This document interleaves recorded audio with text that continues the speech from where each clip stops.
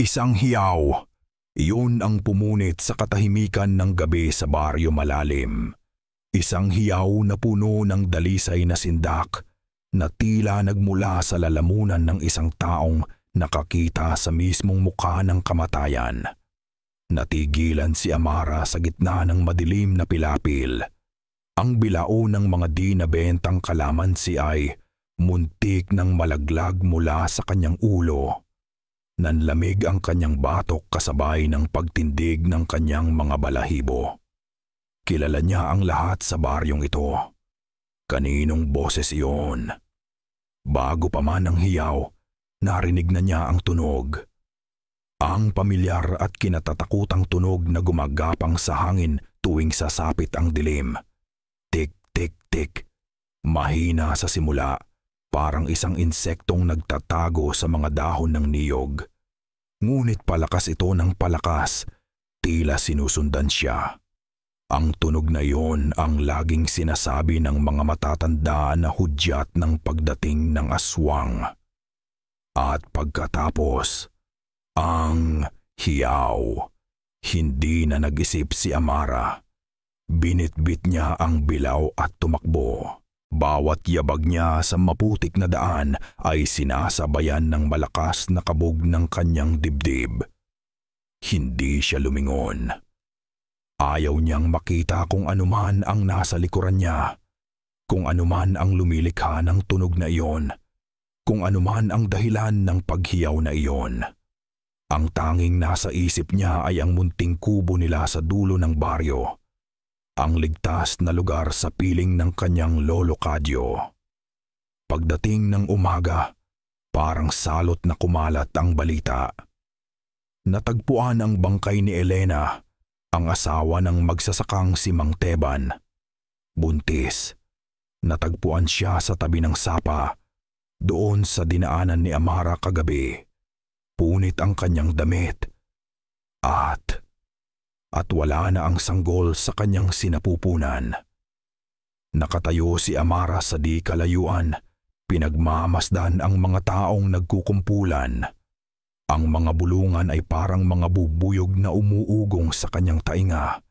Hindi nila kailangang sumigaw, hindi nila kailangang ituro siya.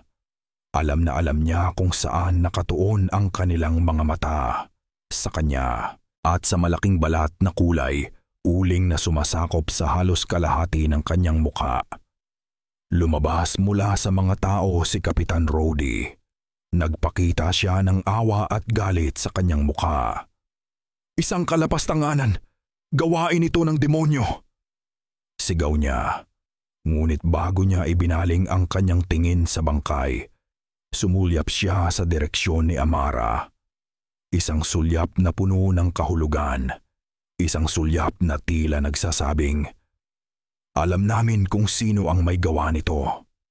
Naramdaman ni Amara ang pag-init ng kanyang mga pisngi. Ang kahihiyan, ang galit, ang takot. Aswang! Isang boses ang sumigaw mula sa mga tao. At kasunod niyon, isang tipak ng tuyong putik ang lumipad at tumama sa kanyang braso. Hindi masakit, pero mas matindi pa sa sampal ang hapdi na idinulot nito sa kanyang puso. "Aswang, umalis ka rito!" Sigaw ng isa pa. Nagsimulang mag-init ang kanyang mga mata. Hindi na niya hinintay ang susunod na bato. Muli, tumakbo siya. Tumakbo siya palayo sa mga mapanghusgang mata, palayo sa mga salitang tumutusok sa kanyang pagkatao. Pagdating niya sa kanilang bakuran, naroon na si Lolo Kadyo, nag-aabang sa may pintuan. Ang mga mata nito ay malalim at seryoso. Tila alam na niya ang lahat ng nangyari.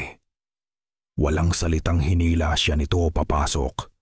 Narinig ni Amara ang malakas na kalabog ng trangka. Nakalak na sila sa loob.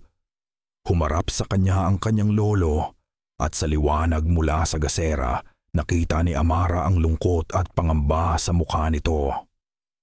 "Nagsimula na ulit, Apo. Mahinang sabi nito, ang boses ay nanginginig. At sa gabing ito, babalik ito.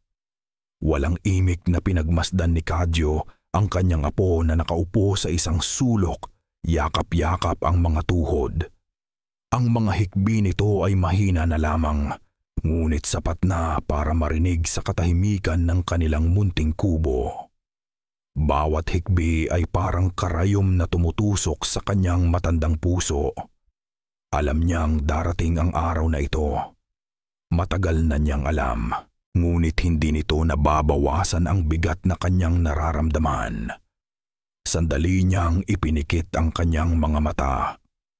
Sa likod ng kanyang talukap, isang alaala ang lumitaw, isang imahe ng isa pang gabi.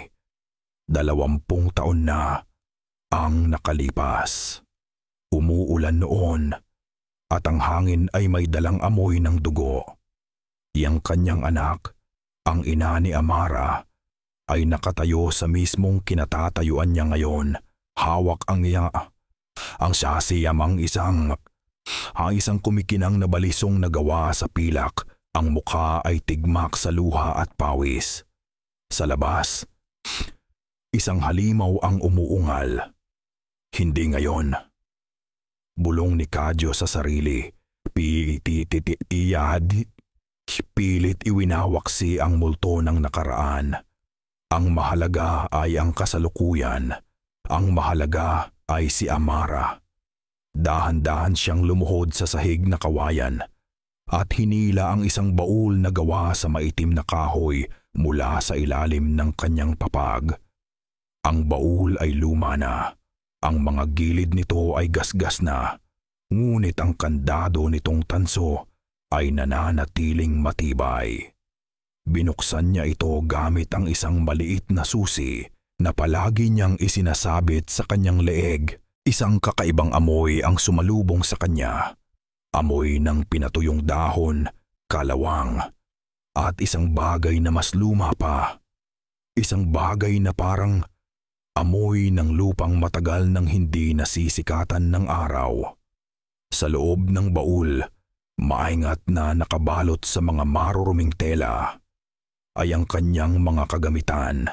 Hindi ito ang mga halamang gamot na ginagamit niya sa panggagamot ng lagnat o sakit ng tiyan.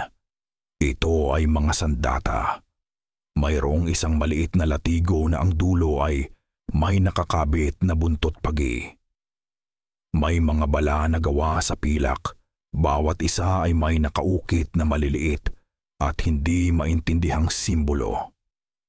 At may mga botelya ng langis na may iba't ibang kulay, itim, pula, at isang kulay berde na tila kumikinang sa dilim.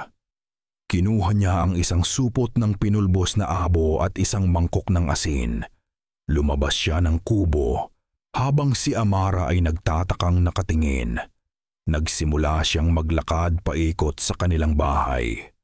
Sa bawat sulok, nagbubudbud siya ng pinaghalong asin at abo. Habang ginagawa ito, bumubulong siya ng mga salitang hindi maintindihan ni Amara. Hindi ito Tagalog. Hindi rin ito Bicolano. Ito ay isang sinaunang wika. Ang mga salita ay mabibigat at makapangyarihan. Mga orasyon. Lolo, ano po ang ginagawa ninyo? Tanong ni Amara nang makabalik siya sa loob. Ang takot sa boses nito ay napalitan na ng pagtataka. Kinuha ni Kadyo ang isang bote ng itim na langis at ipinahid ito sa bawat bintana at pintuan. Gumuguhit ng mga simbolo na ngayon lang nakita ni Amara. Proteksyon, apo. Hindi laban sa mga sabi-sabi ng tao, kundi laban sa katotohanan. Ang aswang po ba? Nanginginig na tanong ni Amara. Tumango si Kadyo. Ang mukha ay seryoso. Hindi ito ordinaryong aswang. Matagal na itong naninirahan sa lupaing ito at gutom na gutom ito. Sa sandaling iyon, nagsimula ang tunog. Tik, tik, tik. Nagmula ito sa malayo, sa direksyon ng kakahuyan. Ngunit hindi tulad kagabi, hindi ito gumagapang. Ito ay papalapit. Mabilis, tik-tik-tik. Nanlaki ang mga mata ni Amara. Napatingin siya sa kanilang bubong na yero. Tik-tik-tik. Ang tunog ay nasa itaas na nila. Malakas. Paulit-ulit. Tila may isang ibong pagkalaki-laki ang sinusubukang tumuka sa kanilang bubungan. At pagkatapos, isang malakas na kalabog ang yumanig sa buong kubo. Isang anino, isang dambuhalang anino na may mga pakpak. Ang dumaan sa kanilang bintana, tinatakpan ang liwanag ng buwan sa isang saglit. Kasunod nito ay ang tunog ng matutulis na kuko, kumakaskas sa yero. Naghahanap ng butas. Naghahanap ng paraan para makapasok. Napahiyaw si Amara at napatakip sa kanyang bibig. Ang tunog ng mga kukong kumakaskas sa kanilang bubong ay parang tunog ng libu-libong gagambang gumagapang sa kanyang balat. Nanginginig siyang napasiksik sa isang sulok. Ang mga mata ay nakatutok sa kisame na gawa sa pinagtagpi-tagping dahon ng anahaw. Anumang sandali, inaasahan niyang may isang bagay na itim at nakakakilabot ang sisira dito at dadagit sa kanya.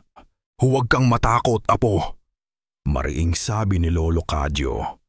Ngunit kahit sa boses nito, ramdam ni Amara ang panginginig. Ang mga orasyon, ang asin, hindi iyan basta-basta malalampasan. Isang malakas na kalampag ang yumanig sa kanilang bintanang kapis. At kasunod nito ay isang galit na ungol. Tila isang dambuhalang hayop na hindi maintindihan kung bakit hindi nito masira ang isang maliit at marupok na kubo. Nakita ni Amara ang anino ng isang malaking pakpak na muling dumaan. At sa isang siwang sa bintana, nasilayan niya ang dalawang matang pula na parang baga. Mabilis na kumilos si Lolo Cadyo. Kinuha niya ang isang maliit na supot na nakasabit sa dingding. Dahan-dahan siyang lumapit sa pintuan kung saan pinakamalakas ang kaluskos. Binuksan niya ng bahagya ang isang maliit na bintanilya sa tabi nito. Gamit ang mabilis na galaw, isinaboy niya ang laman ng supot, isang pinong pulbos na kumikinang. Sa labas, isang nakakabinging hiyaw ng sakit ang narinig nila. Hindi ito hiyaw ng tao at hindi rin hiyaw ng hayop. Ito ay isang tunog na nagmula sa impyerno. Kasunod nito ay ang malakas na pagpagaspas ng mga pakpak, papalayo, papalayo, hanggang sa tanging katahimikan na lamang ng gabi ang natira. Hingal na napasandal si Lolo Cadyo sa dingding. Si Amara naman ay nanatiling hindi makagalaw sa kanyang kinauupuan. Ang puso niya ay tila gustong kumawala sa kanyang dibdib. Hindi sila nakatulog ng gabing iyon. Kinabukasan, bago pa man sumikat ang araw, may kumatok sa kanilang pintuan. Hindi malakas, kundi isang mahina at halos pabulong na katok. Nagkatinginan si Amara at ang kanyang lolo. "Sino yan?" tanong ni Lolo Cadyo. "Si Nida po ito, Lolo Cadyo," sagot ng isang pamilyar na boses. "Ako lang po." Si Aling Nida, ang nag-iisang tao sa baryo na palaging bumabati kay Amara ng may ngiti. Dahan-dahang inalis ni Lolo Cadyo ang trangka. Pumasok si Aling Nida na may dalang isang bayong. Ang mukha niya ay puno ng pag-aalala. "Nagdala ako ng konting kanin at tuyo," sabi niya. Inilapag ang bayong sa mesa. "Amara, Lolo Cadyo, ayos lang ba kayo? Narinig namin ang ingay kagabi. Parang may mabangis na hayop." "Salamat, Nida," sabi ni Lolo Cadyo. "Ayos lang kami." Umiling si Aling Nida at lumapit ito kay Amara. "Hindi kayo ayos," bulong niya. Ang mga mata ay maingat na sumusulyap sa labas. Ang buong baryo ay kayo ang pinag-uusapan. Si Kapitan Rudy, magpapatawag siya ng pulong mamayang gabi. Sabi niya, kailangan daw linisin ang baryo sa anumang uri ng sumpa. Amara, mag-iingat kayo. Natatakot ako sa kung anong kaya nilang gawin. Matapos umalis ni Aling Nida, napansin ni Amara ang isang bagay sa may bintana. Isang bagay na itim at mahaba na naipit sa siwang. Kinuha niya ito. Isa itong balahibo. Pero hindi ito balahibo ng manok o ng anumang ibon na pamilyar sa kanya. Ito ay mas malaki pa sa kanyang palad, mas itim pa sa gabi, at ang dulo nito ay matulis na parang patalim. Ipinakita niya ito sa kanyang lolo. Kinuha ito ni Lolo Cadyo.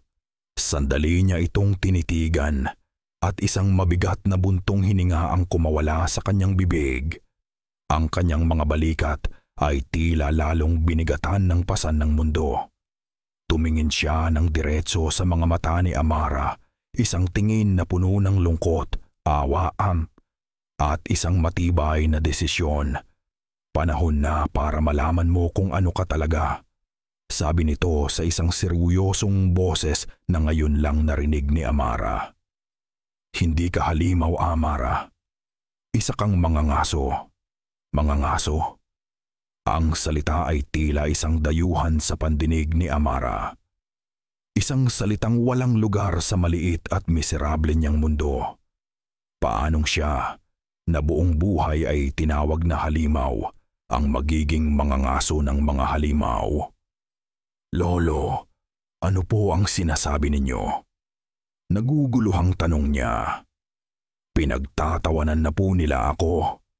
Baka isipin nilang nababaliw na rin tayo. Umiling si Lolo Cadyo at sa unang pagkakataon nakita ni Amara ang isang bagay sa mga mata nito na higit pa sa awa, nakita niya ang pagmamalaki. Ang iyong ina, panimula nito. Ang boses ay malumanay ngunit matatag. Siya ang pinakamagaling na mangangaso na nakilala ko, isang mandirigma. Ang dugong nananalaytay sa kanya ay siya ring dugong nananalaytay sa iyo. Ikinuwento ni Lolo Cadyo ang tungkol sa kanilang angkan. Isang lahi ng mga tagapagtanggol na matagal nang naninirahan sa mga liblib na lugar, mga lihim na bantay laban sa mga nilalang ng dilim. Hindi nila pinili ang kanilang tadhana, ngunit isinilang sila para dito. Ang balat sa iyong mukha, patuloy nito, itinuturo ang marka ni Amara.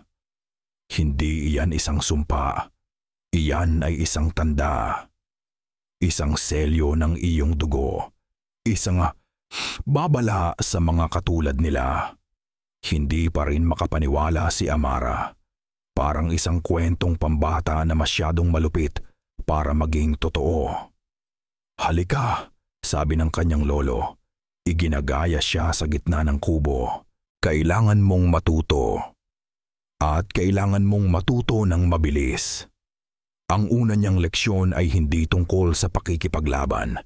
Ito ay tungkol sa pakiramdam. Ang isang aswang, paliwanag ni Cadyo, ay may dalang amoy. Hindi ito amoy ng nabubulok na karne na tulad ng sabi-sabi. Iyon ay para lamang sa mga mahihinang uri. Ang tik-tik. Ang amoy nito ay mapanlinlang.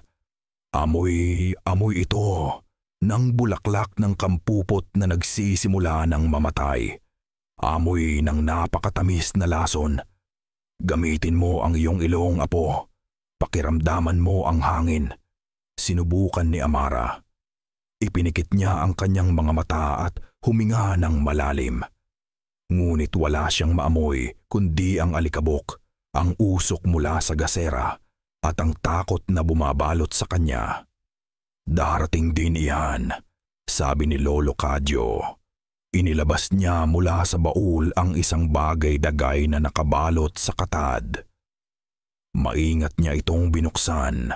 Sa loob nito ay isang punyal. Ang puluhan nito ay gawa sa itim na kamagong at ang talim nito ay kumikinang na pilak, puno ng mga sinaunang simbolo na nakaukit dito. Ito ay maganda, ngunit mayroon itong aurang nakakakilabot.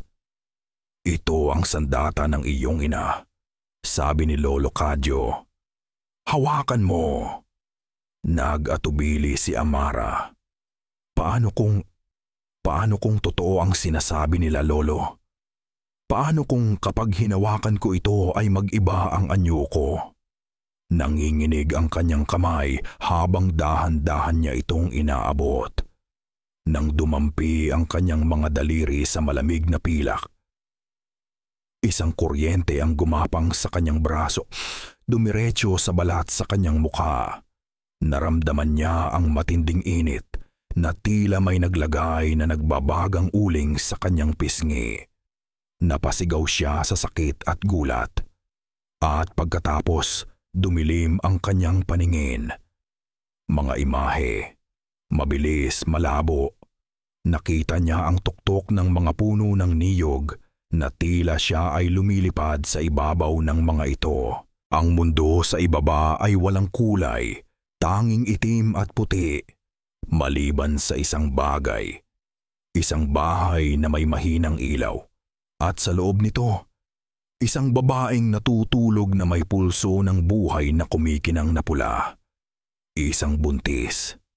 Ang gutom.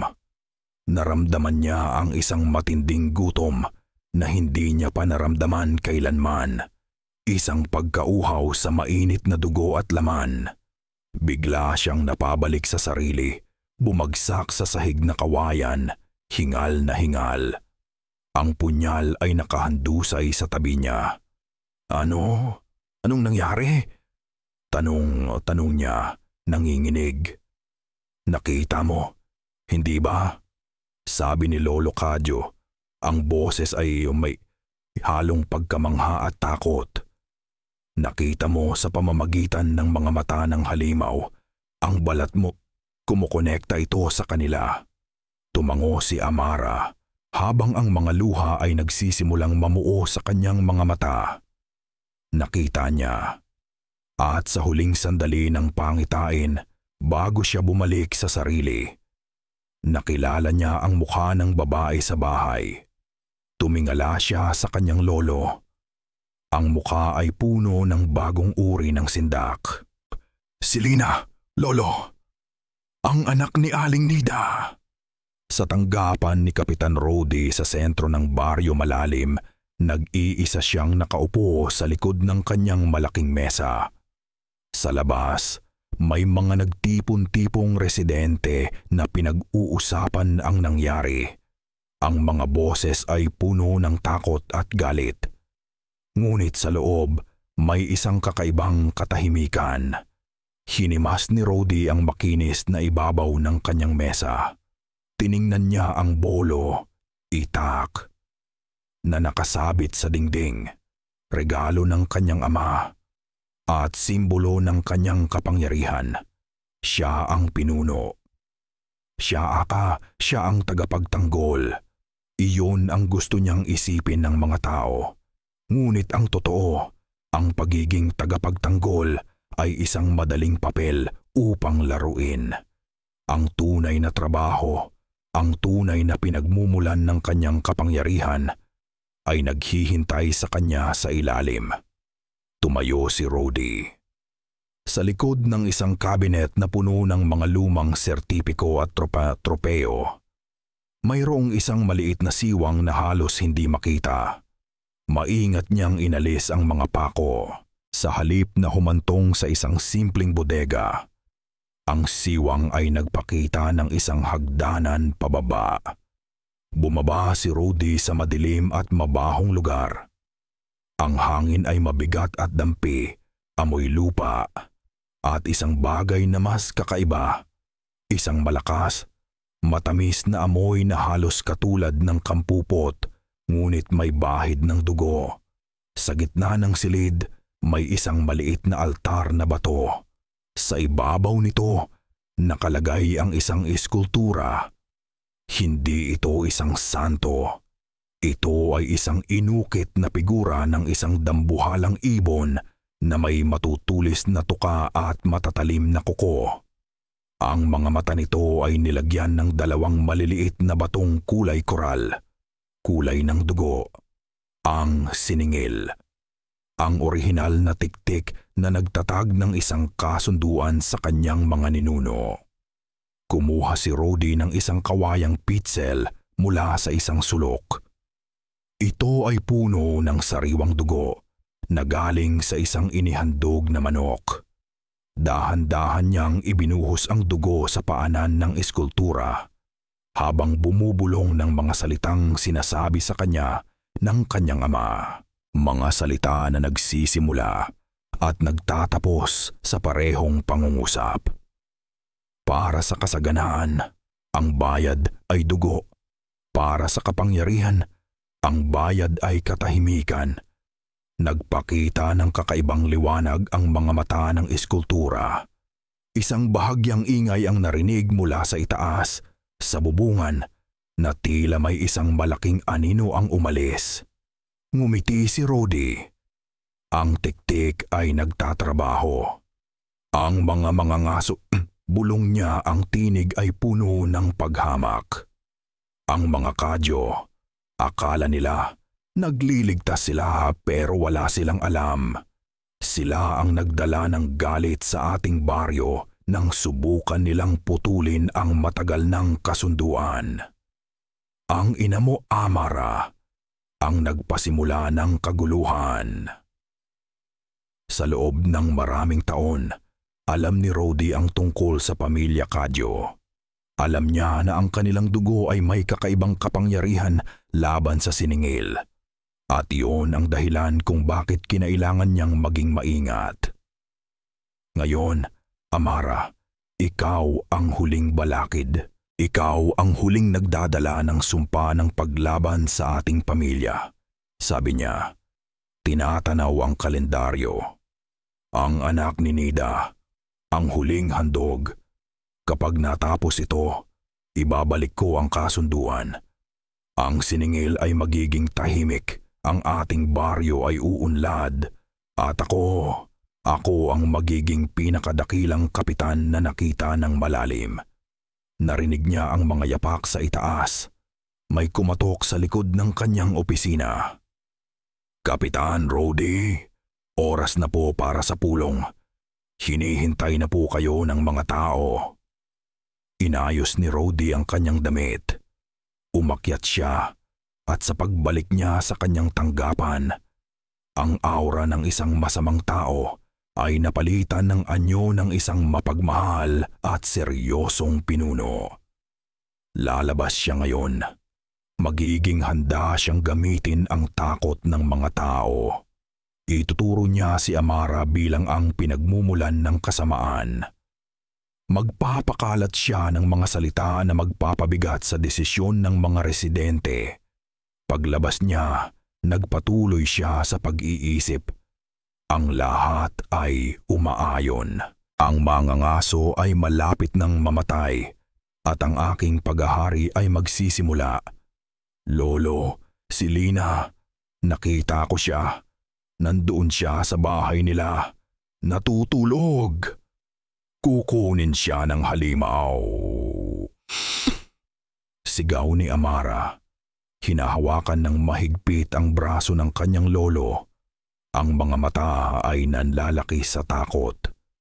Isang mabigat na buntong hininga ang kumawala kay Kadyo. Ang bigat ng 20 taong paglilihim ay tila biglang bumagsak sa kanyang mga balikat at naramdaman niya ang bawat segundo ng kanyang katandaan. Hinawakan niya ang kamay ng kanyang apo at marahan niya itong pinaupo. Umupo ka, Amara, sabi niya.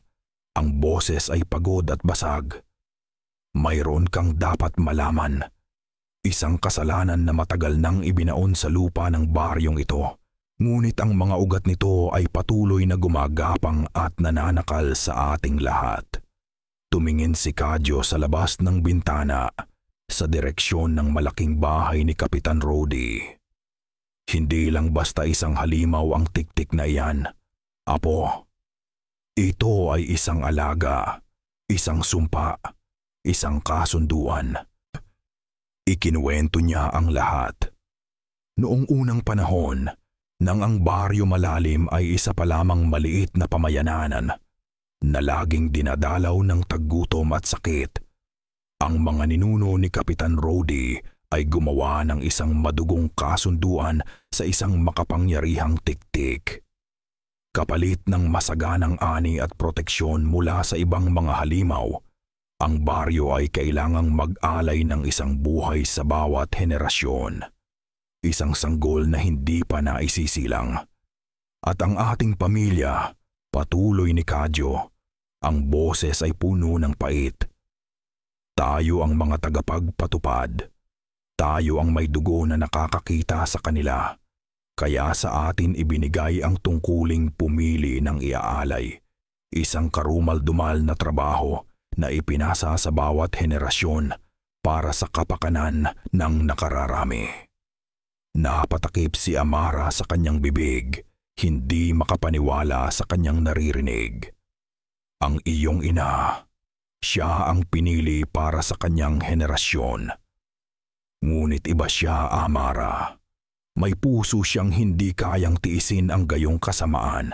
Isang gabi, nang ang tiktik ay handa ng kunin ang napiling sanggol, hinarang siya ng iyong ina. Naglaban sila. Ang mga mata ni Kadyo ay napuno ng luha. Nailigtas niya ang sanggol. Ngunit sa paggawa noon, sinira niya ang kasunduan at ang galit ng tiktik ay bumagsak sa kanya. Pero hindi ang tiktik ang pumatay sa kanya, Amara. Napatingin si Kadyo ng diretso sa mga mata ng kanyang apo. Ang mga taong bayan, sila ang pumatay sa kanya. Pinalabas ng ama ni Rody na ang iyong ina ang tunay na aswang, na siya ang nagdala ng panganib sa baryo sa pamamagitan ng pagsuway sa tradisyon. Sinunog nila ang aming dating bahay habang ang iyong ina ay nasa loob. At ako ay duwag. Itinakas kita at nagtago tayo. Kaya ba galit na galit sila sa akin? Bulong ni Amara. Tumango si Kadyo. Dahil ang balat sa iyong muka, iyan ang tanda ng ating dugo. Ang selyo na nagpapahina sa tiktik, iyan ang dahilan kung bakit hindi ito makapasok dito kagabi. Natatakot sila sa iyo dahil ipinapaalala mo sa kanila ang kanilang kasalanan. At ang sumpang anumang oras ay maaaring bumalik. Tumayo si Kadyo at muling binuksan ang baul. Inilabas niya ang punyal na pilak at isang sinturong katad na may mga sisidlan para sa maliliit na botelya ng langis. Inilapag niya ito sa harap ni Amara. Tapos na ang pagtatago, Apo, sabi niya. Uubusin tayo ng apoy ng kanilang galit o ng mga kuko ng halimaw na iyon. Ngayon, kailangan mong pumili. Maaari kang tumakbo palayo sa baryong ito at huwag nang lumingon pa. O maaari kang lumaban, hindi para sa kanila, kundi para sa tama. Para kay Lina, para sa iyong ina. Tinitigan ni Amara ang punyal. Sa makintab na talim nito, nakita niya ang kanyang refleksyon. Nakita niya ang kanyang mukha, ang markang kinamuhian niya buong buhay. Ngunit sa unang pagkakataon, hindi isang halimaw ang nakita niya. Nakita niya ang mukha ng isang mandirigma. Nakita niya ang mukha ng kanyang ina. Ang mga luhang dumaloy sa kanyang pisngi ay hindi na luha ng takot, kundi luha ng matinding galit. Kinuha niya ang sinturon at isinuot ito.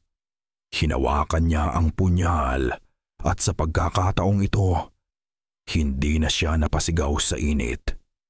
Bagkus, naramdaman niya ang kapangyarihan nito na dumadaloy sa kanyang mga ugat. Tumingin siya kay Lolo Kadyo Ang kanyang mga mata ay nag-aapoy. Hindi ko hahayaang may mamatay pa iya, Lolo. Hindi na. Ang gabi ay hindi na isang kumot ng takot para kay Amara. Ngayon, ito na ang kanyang balabal. Dumulas siya palabas ng kanilang kubo. Ang katawan ay magaan, ang bawat galaw ay may layunin. Ang punyal na pilak ay malamig at mabigat sa kanyang kamay, isang piraso ng buwan na nahulog mula sa langit. Ang sinturong bigay ng kanyang lolo ay mahigpit sa kanyang baywang, isang paalala ng kanyang misyon. Ipinikit niya ang kanyang mga mata. Huminga siya ng malalim. Hinahayaang pumasok ang hangin ng gabi sa kanyang baga.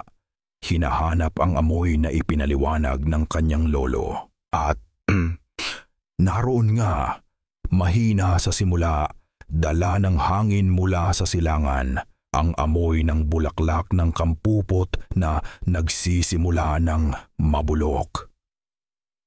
Ang matamis na lason. Sumunod siya dito. Ang kanyang mga paa ay halos walang tunog na yumayapak sa damuhan.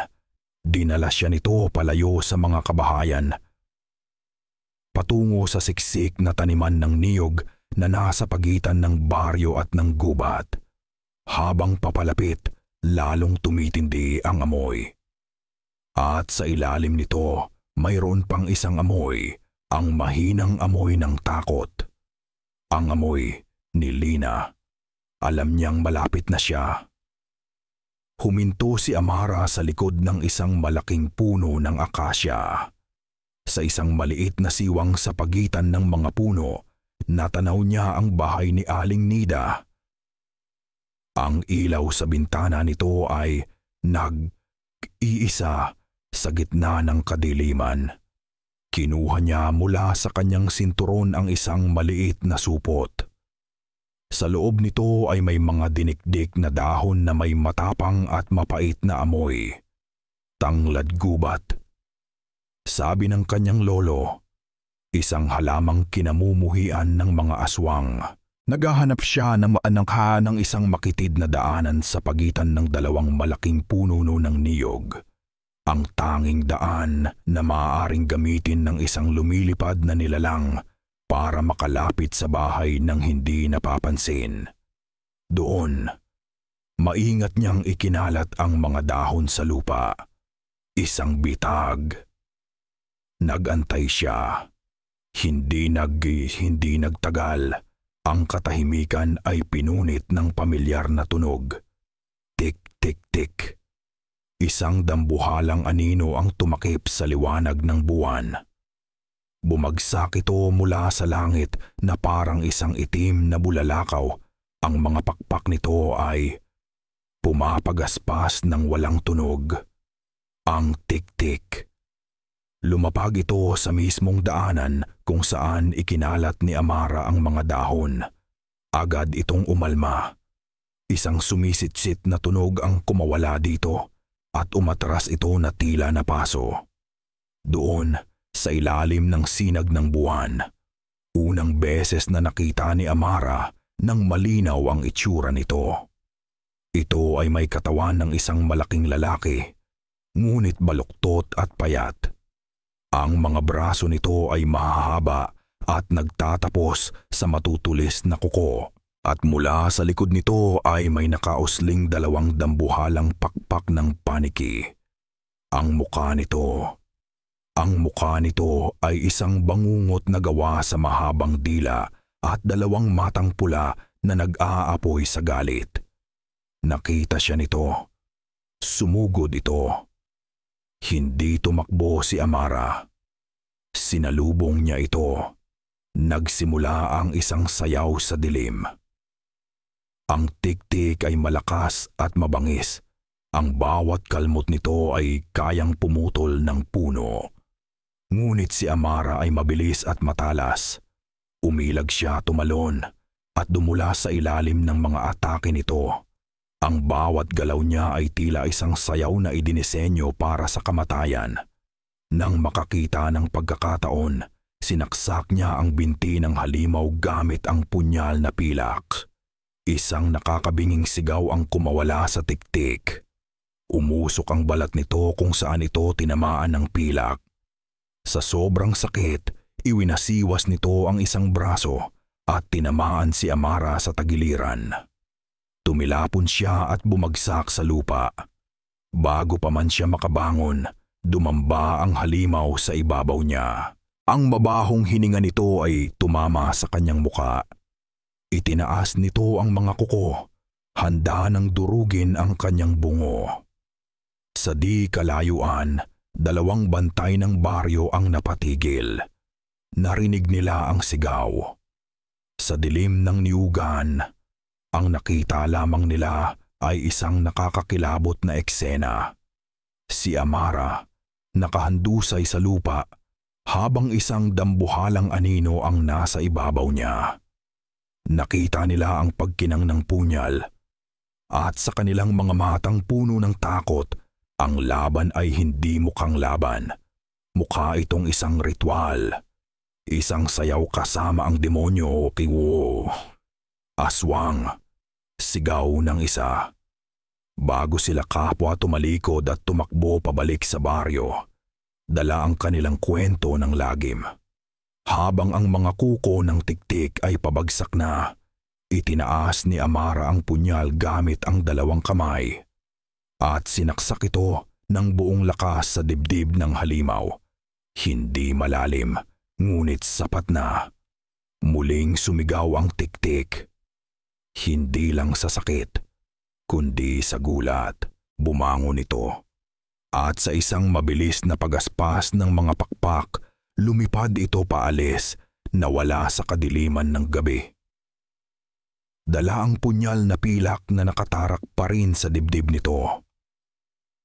Naiwan si Amara, hingal na hingal at puno ng galos, nakahiga sa lupa.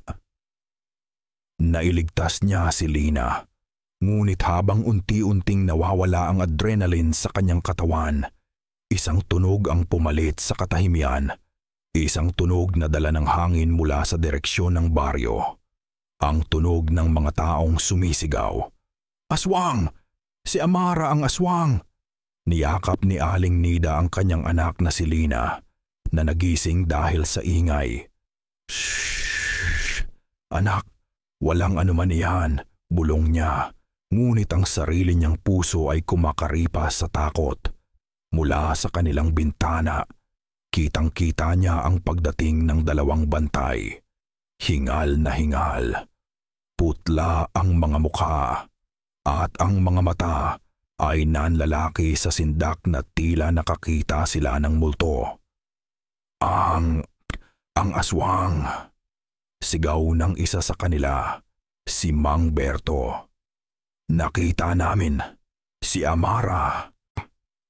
Agad na nagkumpulan ang mga tao, lumabas mula sa kani-kanilang mga kubo, dala-dala ang kanilang mga gasera. Ano ang nakita ninyo?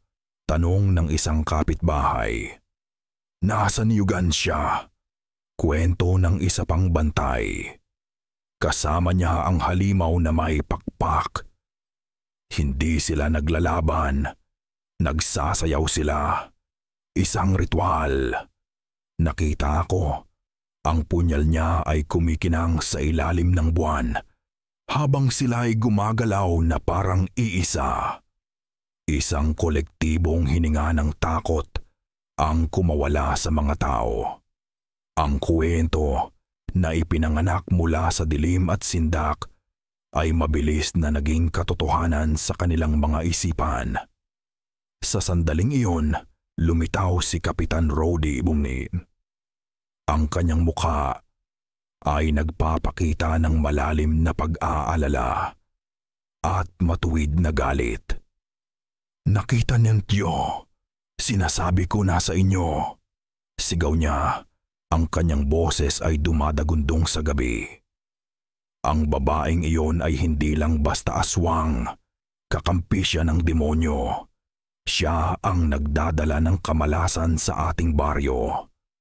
Habang tayo ay nagdarasal, siya ay nakikipag-isa sa dilim. Anong gagawin natin, Kapitan? Tanong ng isang lalaki. Hindi na tayo maaring maghintay pa, sagot ni Rody. Itinaas ang kanyang kamao. Kung hindi natin aalisin ang ugat ng kasamaan, lahat tayo ay mamamatay. Lahat ng buntis sa baryong ito ay nasa panganib. Kailangan nating linisin ang ating baryo. Ngayon na. Isang sigaw ng pagsang-ayon ang umalingaw-ngaw. Ang takot na maingat na inalagaan at pinalaki ni Rody ay sumabog at naging isang dambuhalang apoy ng galit. Sa loob ng kanyang bahay, umiling si Aling Nida. Hindi iyon ang Amara na kilala ko. Naalala niya ang mga pagkakataon na binibigyan siya ni Amara ng sobrang kalamansi. Ang mahiyain nitong ngiti, ang kabaitan sa mga mata nito sa kabila ng pangungutya ng lahat. Ngunit pagkatapos ay napatingin siya sa kanyang anak na si Lina, na humihimas sa malaki nitong tiyan. Ang takot para sa kanyang apo ay parang kamay na bakal na pumipiga sa kanyang puso. Paano kung tama sila? Paano kung ang kabaitan ni Amara ay isang maskara lamang? Ang pag-aalinlangan ay isang lason na gumapang sa kanyang mga ugat. Nagsimulang kumuha ng sulo at itak ang mga kalalakihan. Ang mga babae ay sumisigaw ng mga sumpa. Ang dating tahimik na baryo ay naging isang hukbo ng mga mang-uusig. Nakita ni Aling Nida si Kapitan Rody sa unahan ng mga tao. Ang kanyang mukha ay naiilawan ng apoy mula sa sulo, tila isang propeta ng puot. Itinuro niya ang direksyon ng dulo ng baryo. Sugurin ang bahay ng mangkukulam. Sinara ni Aling Nida ang kanilang bintana at itinakip ang kanyang mga tainga. Ngunit hindi niya mapigilan ang pagpasok ng mga sigaw. Dahan-dahan, sumilip siya sa isang maliit na siwang. Nakita niya ang ilog ng apoy at galit na gumagalaw sa dilim. Patungo sa maliit na kubo kung saan nakatira ang isang matanda at ang kanyang apo na may marka sa mukha. Isang malamig na pakiramdam ang gumapang sa kanyang likod. Isang pakiramdam na mas masahol pa sa takot sa aswang. Ito ay ang takot sa kung ano ang kayang gawin ng mga tao sa kapwa nila tao. Habang papalayo ang nag-aalab na mga sulo, isang pabulong na tanong ang kumawala sa kanyang mga labi. Isang tanong na halos hindi niya marinig. Diyos ko, ano ang nagawa namin? Lolo, parating na sila! Sigaw ni Amara. Ang boses ay nanginginig sa takot. Mula sa kanilang maliit na bintana, tanaw nila ang paparating na mga sulo. Parang isang dambuhalang ahas na gawa sa apoy. Gumagapang ito sa kadiliman at ang mga kaliskis nito ay ang galit sa mga mata ng mga taong baryo. Trangkahan mo ang pinto! Utos ni Lolo Cadyo habang mabilis niyang kinukuha ang mga bote ng langis mula sa baul. Huwag mong hahayaang makapasok sila. Ngunit huli na ang lahat. Isang malakas na kalabog ang yumanig sa kanilang kubo. Ang marupok na pintuan na gawa sa kawayan ay bumigay sa sabay-sabay na sipa at tulak. Bumaha ang mga galit na mukha sa loob ng kanilang tahanan. Si Mang Berto ang bantay na nakakita sa kanya. Ang nanguna. Inagaw nito ang punyal na gawa sa sungay na nakasabit sa dingding. Isang agimat na ginagamit ni Lolo Cadyo laban sa masasamang espiritu. Wala ka nang magagawa, matandang mangkukulam. Sinubukan ni Lolo Cadyo na ihagis ang isang bote ng langis, ngunit isang lalaki ang humampas sa kanyang kamay gamit ang isang makapal na kahoy. Bumagsak ang bote at nabasag. Ang itim na langis ay kumalat sa sahig. Tinulak nila ang matanda na bumagsak sa isang sulok, hirap na sa paghinga. Dalawang lalaki ang marahas na humawak kay Amara. Ipinilipit ang kanyang mga braso sa likod. Sumigaw siya, hindi dahil sa sakit, kundi dahil sa pagtataksil. Ang mga mukhang nakapaligid sa kanya ay mga mukha na nakikita niya araw-araw. Ang tindera ng isda, ang magsasaka, ang asawa ng panday. Ngayon, ang mga mukhang iyon ay puno ng pagkamuhi. Bitawan niyo siya, ha? Sigaw ni Lolo Cadyo, sinusubukang bumangon, ngunit isa pang sipa sa tagiliran ang muling nagpabagsak sa kanya. Kinaladkad nila si Amara palabas. Ang bawat hakbang sa maputik na daan patungo sa Plaza Pabasa ay isang paglalakbay sa impyerno. May dumura sa kanya. May bumato sa kanya ng maliliit na bato. Ang mga salitang aswang, mangkukulam at salot ay paulit-ulit na isinisigaw na parang isang nakakabaliw na dasal. Sa isang bintana, nasulyapan niya ang mukha ni Aling Nida, puno ng luha, bago ito mabilis na nagsara. Ang huling sinag ng pag-asa sa kanyang puso ay namatay. Pagdating nila sa plaza, doon na rin nila dinala si Lolo Cadyo. Itinali sila sa 2 haliging kahoy na karaniwang ginagamit para sa pagdiriwang ng pista. Ngayon, ang mga ito ay magiging kanilang bitayan. Lumitaw si Kapitan Rody mula sa karamihan. Ang mukha ay seryoso at tila banal. Itinaas niya ang kanyang kamay para patahimikin ang lahat. Mga taga-Baryo Malalim, sigaw niya. Sa gabing ito, nasaksihan natin ang tunay na kulay ng kasamaan. Ang maglolong ito ay matagal nang naghahasik ng lagim sa ating komunidad. Sila ang dahilan ng pagkamatay ni Elena. Sila ang dahilan kung bakit kinatatakutan nating lumabas sa gabi. Sila ang sumpa. Isang malakas na sigaw ng pagsang-ayon ang umaling-aungaw. Para sa kaligtasan ng ating mga anak.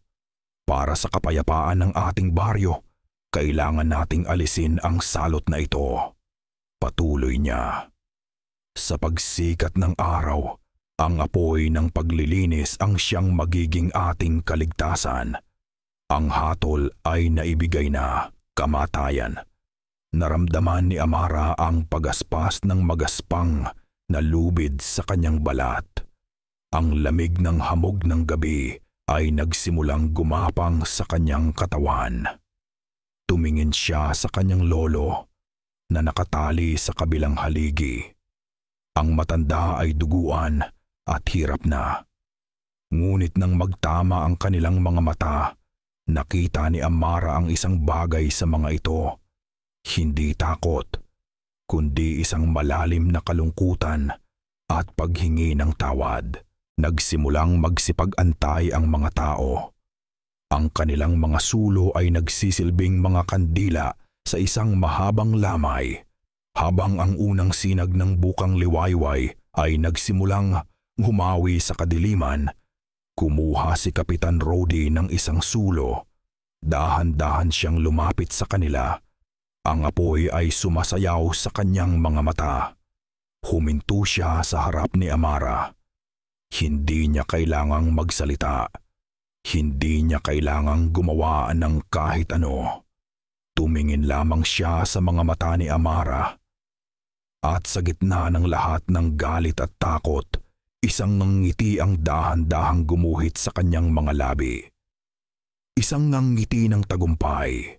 Isang ngiting sila lang dalawa ang nakakaalam ng tunay na kahulugan. Itinaas niya ang sulo, handa nang simulan ang paglilinis. Sa loob ng kanyang kubo, hindi mapakali si Aling Nida. Ang mga sigaw mula sa plaza ay parang mga tinik na tumutusok sa kanyang konsensya. Paulit-ulit na naglalaro sa kanyang isipan ang mukha ni Amara na puno ng luha at ang kabaitan ng dalaga na matagal na niyang kilala. May mali. May napakalaking mali. Pagkatapos, isang alaala ang biglang lumitaw sa kanyang isipan. Isang maliit na detalye na hindi niya pinansin noon. Noong gabing inatake ang bahay ni na Amara, bago pa man niya narinig ang ingay, sumilip siya sa bintana dahil sa tahol ng aso. At sa dilim, nakita niya ang isang anino ng tao, isang lalaki, na hindi papunta sa direksyon ng kaguluhan, kundi galing sa likod bahay nila, sa direksyon ng sementeryo at ng malalim na gubat. Kilala niya ang tindig na iyon, ang paraan ng paglalakad. Si Kapitan Rody. Ano ang ginagawa ng kapitan sa gubat sa ganoong oras ng gabi? Isang malamig na hinala ang gumapang sa kanyang buong pagkatao. Isang hinala na napakatindi, napakakilabot, kaya't halos ayaw niyang paniwalaan. Ngunit hindi na niya kayang manahimik lamang. Itinulak ng pagsisisi. Dahan-dahan siyang lumabas ng kanyang bahay, nanatili sa mga anino, at tumakbo. Ngunit hindi patungo sa plaza. Patungo siya sa bahay ni Kapitan Rody. Tahimik, walang tao. Lahat ay nasa plaza, nag-aabang sa madugong palabas. Madali niyang nabuksan ang bintana sa kusina at pumasok siya sa loob. Sinimulan niyang maghanap.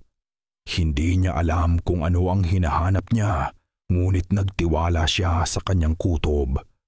Sa opisina ng kapitan, wala siyang nakitang kakaiba. Ngunit nang matapakan niya ang isang bahagi ng sahig na gawa sa kahoy, umugong ito ng kakaiba. Tila may hungkag sa ilalim. Lumuhod siya at sinimulang kapain ang sahig. Nakita niya ang isang maliit na siwang, gamit ang isang kutsilyo mula sa kanyang bulsa. Sinubukan niyang buksan ito. Pagkatapos ng ilang sandali, bumukas ang isang maliit na pinto sa sahig. Isang lihim na silong. Bumaba siya. Ang amoy. Ang nakakasulasok at matamis na amoy ng nabubulok na kampupot ay napakatindi sa lugar na iyon. At sa gitna ng silong, sa liwanag ng gaserang dala niya, nakita niya ito. Ang altar. Ang eskulturang tiktik. Ang mga tuyong mantsa ng dugo sa paanan nito. At sa tabi nito, nakakalat ang mga itim na balahibo, katulad ng nakita ni Amara. Mayroon ding isang lumang kwaderno. Binuksan niya ito. Nakalista dito ang mga pangalan at petsa. Mga pangalan ng mga sanggol na hindi naisilang, na bumabalik pa sa panahon ng kanyang lola. Ito ay isang talaan ng mga gihandog.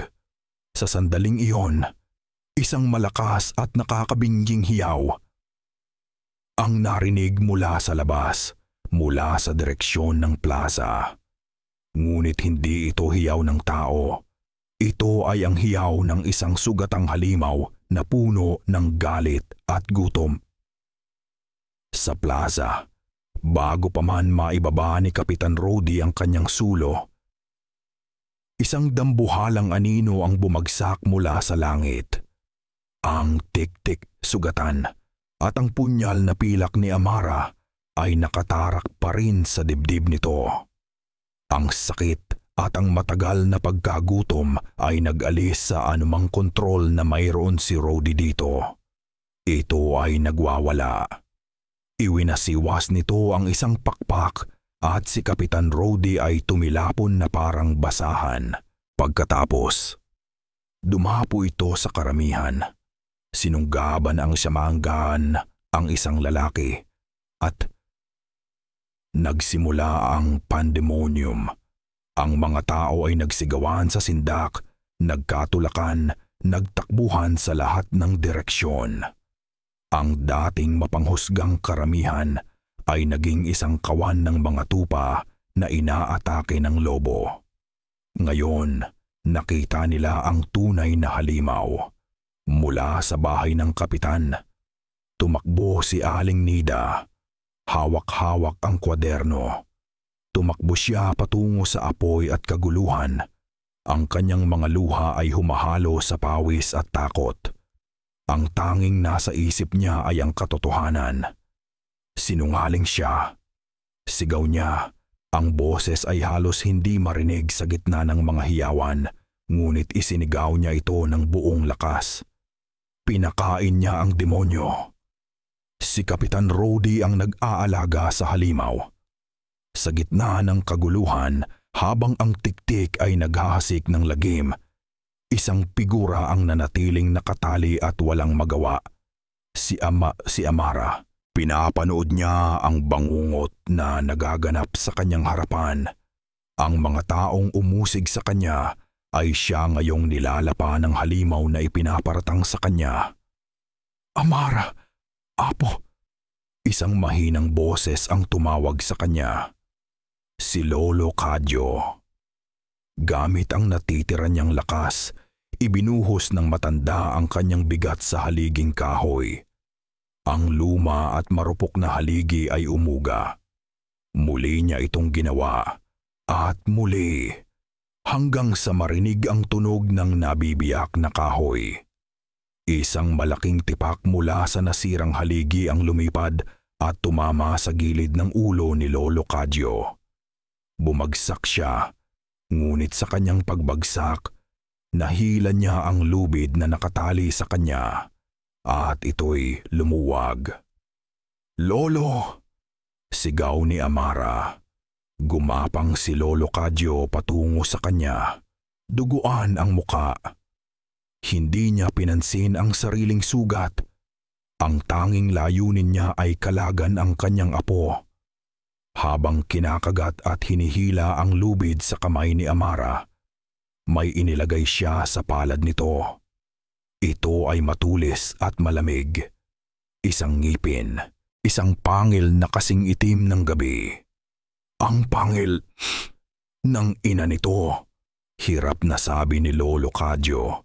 Ang dugo ay dumadaloy mula sa kanyang bibig. Ito ang kahinaan niya. Ibaon mo sa puso. Sa sandaling iyon, napansin ng tiktik ang kanilang paggalaw. Bumitaw ito sa kanyang biktima at bumaling sa kanila. Ang mga mata ay nag-aapoy sa galit.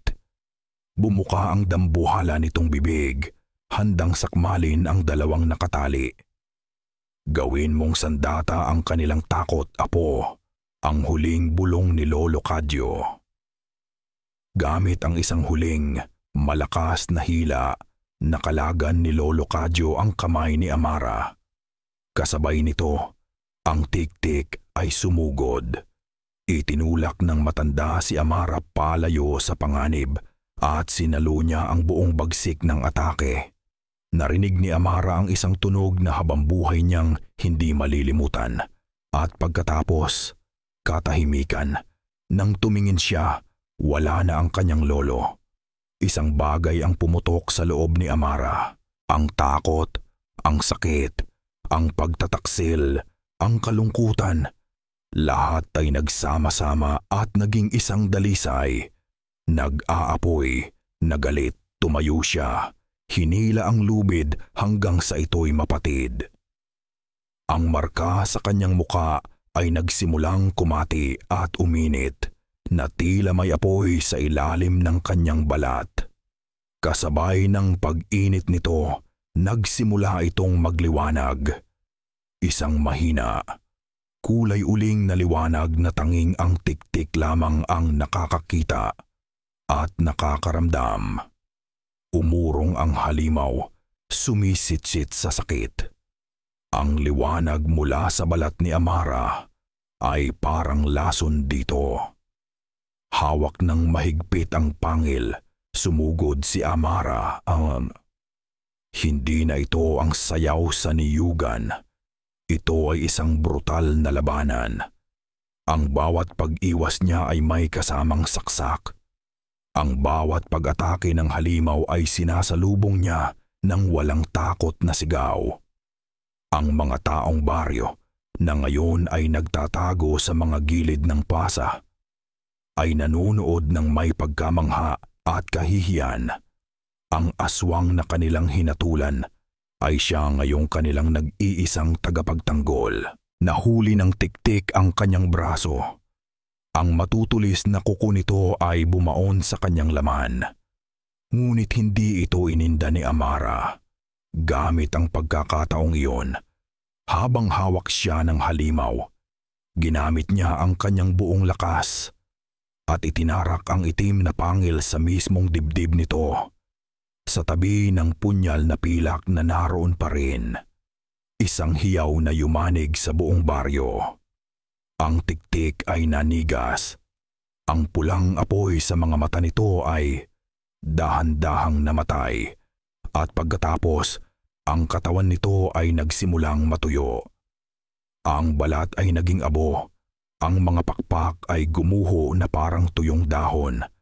Sa loob ng ilang segundo, ang kinatatakutang halimaw ng Baryo Malalim ay naging isang bunton na lamang ng itim na alikabok sa lupa, na dahan-dahang tinatangay ng hangin ng umaga. Hingal na hingal, duguan at sugatan, tumayo si Amara sa gitna ng plaza. Ang liwanag sa kanyang mukha ay nawala na. Ang galit sa kanyang mga mata ay napalitan ng isang malalim na kawalan. Dahan-dahan, ibinaling niya ang kanyang tingin sa isang sulok ng plaza. Nakita niya si Kapitan Rody, sinusubukang gumapang palayo, nagtatago sa mga anino. Hindi na kailangang sumigaw ni Amara. Isang tingin lamang mula sa kanya at lahat ng mata ng mga taong baryo ay bumaling din sa direksyong iyon. Nagtapos na ang laban sa halimaw, ngunit ang paghuhukom ay ngayon pa lamang magsisimula. Walang sino man ang kumilos upang tulungan si Kapitan Rody.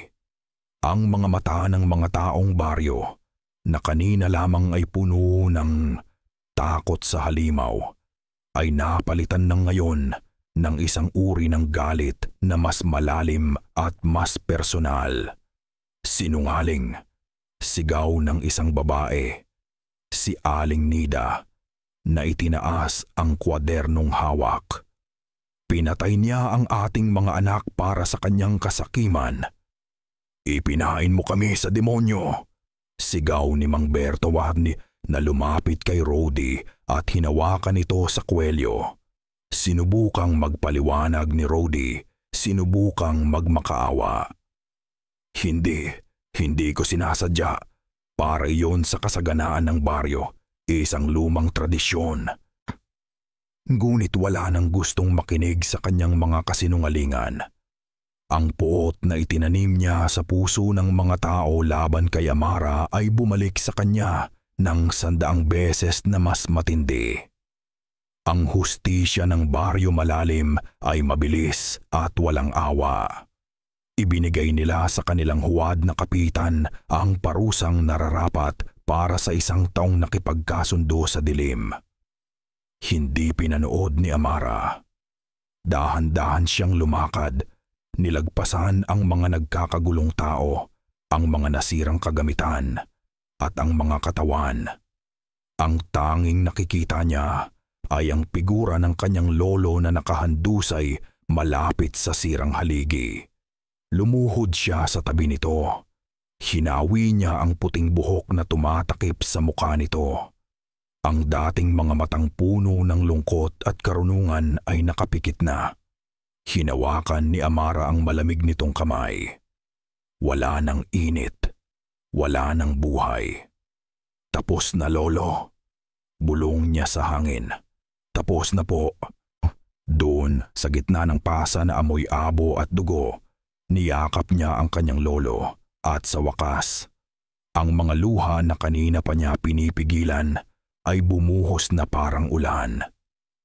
Hindi ito luha ng tagumpay. Ito ay luha ng isang taong nagligtas sa lahat ngunit nalan ng lahat ng bagay na mahalaga sa kanya. Isa-isang lumapit ang mga tao. Nagsitigil sila sa di kalayuan. hindi magkalakas loob na gambalain siya. Dala pa rin nila ang kanilang kahihiyan na parang isang mabigat na balabal. Si Aling Nida ang unang nagsalita. "Amara, patawarin mo kami," sabi niya. Ang boses ay basag. "Patawarin mo kaming lahat." Hindi sumagot si Amara. Hindi rin siya tumingin. Ano pa ang silbi ng kanilang paumanhin? Maibabalik ba nito ang buhay ng kanyang lolo? Mabubura ba nito ang mga taon ng pangungutya at pagkamuhi? Tumayo siya. Ang kanyang mukha ay puno ng dumi at dugo, ngunit ang kanyang mga mata ay malinaw na. Tumingin siya sa kanila, isa-isa. Nakita niya ang takot, ang pagsisisi, at isang bagong uri ng paggalang sa kanilang mga mukha. Tumingin sila sa balat sa kanyang mukha, hindi na bilang isang sumpa, kundi bilang isang tanda. Ang tanda ng kanilang tagapagligtas. Ngunit alam ni Amara na hindi na siya kabilang sa kanila. Hindi na kailanman. Nagsimula siyang maglakad. Hindi pabalik sa kanilang sinirang kubo, kundi palayo sa baryo. Palayo sa plaza. Patungo sa direksyon ng madilim na gubat, ang tahanan ng mga halimaw. "Saan ka pupunta, Amara?" tanong ni Aling Nida. Huminto si Amara ngunit hindi lumingon. "Magbabantay," simpleng sagot niya. Nagpatuloy siya sa paglalakad. Hindi na siya si Amara na nagtitinda ng kalamansi. Hindi na siya ang babaeng may markang kinatatakutan. Siya na ang tagapagbantay ng malalim. Isang nag-iisang mandirigma sa pagitan ng mundo ng mga tao at ng dilim. Iniligtas niya ang baryo mula sa tiktik, ngunit pinalitan niya ito ng isang bagong alamat. Isang bagong kinatatakutan. Ang alamat ng isang babaeng may marka sa mukha na naglalakad sa mga anino. Tinitiyak na walang halimaw ang makakapasok pa. At tinitiyak din na hindi na malilimutan ng mga taga-baryo malalim ang kanilang kasalanan. Ang kanyang anino ay dahan-dahang nilamon ng kadiliman ng gubat at ang tanging naiwan ay ang katahimikan ng umaga at ang isang baryo na habambuhay na may utang na loob sa isang halimaw na kanilang nilikha. At sa paglamon ng dilim sa kanyang anino, dito nagtatapos ang madugong alamat ng baryo malalim at ang pagsilang ng bago nitong tagapagbantay. Mula sa kaibuturan ng aking puso, maraming salamat sa inyong pagsama sa madilim at mapanganib na paglalakbay na ito. Habang isinusulat ko ang kwento ni Amara at ni Lolo Cadyo, ramdam na ramdam ko ang bigat ng kanilang pinagdaanan, ang sakit ng panghuhusga, at ang tapang na kinakailangan para harapin hindi lang ang mga halimaw sa gabi, kundi pati na rin ang mga halimaw na nagkukubli sa anyong tao. Ngunit sa gitna ng lahat ng kadiliman, umaasa akong may napulot kayong isang sinag ng liwanag. Ang liwanag na ipinakita ni Aling Nida sa huli. Ang liwanag ng pagsisisi, ng pagpapatawad, at ng pag-asang kaya pa ring itama ang mga pagkakamali. Dahil ang kwentong ito ay isang paalala na ang tunay na lakas ay hindi lamang sa pakikipaglaban, kundi sa kakayahang umunawa, magpatawad, at mahalin ang mga taong sugatan at naiiba. Naway may naiwan itong aral at kaunting liwanag sa inyong mga puso. Ano ang inyong naramdaman para kay Amara? Ano ang inyong gagawin kung kayo ang nasa kalagayan ng mga taga-baryo malalim? Ikinagagalak kong mabasa ang inyong mga saloobin. Hanggang sa susunod nating kwentuhan sa dilim. Paalam at maraming salamat.